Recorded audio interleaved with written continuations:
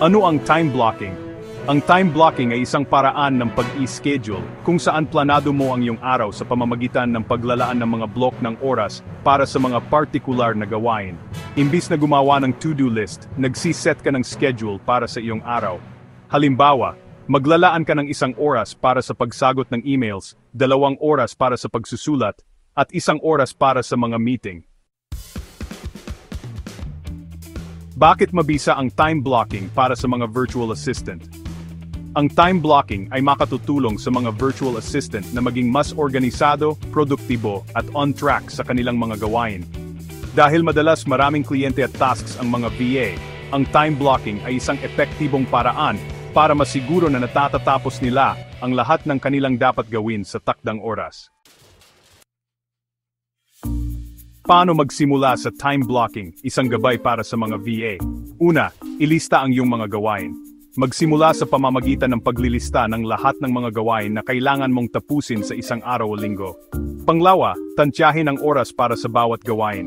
Maglaan ng partikular na oras para sa bawat gawain. Maging makatotohanan sa iyong pagtatantya.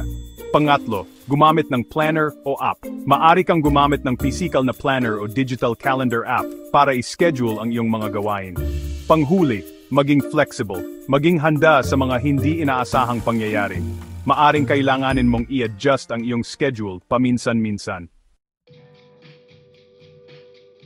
Mga tip para sa tagumpay sa time blocking at pagiging produktibong VA. Magsimula sa maliliit na hakbang. Hindi mo kailangang i-time block agad ang iyong buong araw. Magsimula sa ilang oras bawat araw at dagdagan ito ng paunti-unti. Mag-schedule ng oras para sa pahinga. Mahalagang magpahinga upang maiwasan ang burnout. Maglaan ng oras para sa mga breaks, pagkain, at oras para sa sarili. Huwag matakot mag-adjust. Ang time blocking ay isang tool lamang. Kung hindi ito epektibo para sa iyo, huwag mag-atubiling baguhin ito. Maging disiplinado. Ang susi sa tagumpay sa time blocking ay disiplina. Sundin ang iyong schedule hanggat maaari. Tandaan, ang time blocking ay isang kasanayan na nangangailangan ng oras at pagsasanay. Huwag panghinaan ng loob kung hindi mo ito magawa ng perpekto sa simula. Ang mahalaga ay magsimula ka at patuloy na matuto. Sa pamamagitan ng time blocking, maaari kang maging mas produktibo, organisado, at matagumpay bilang isang Filipino.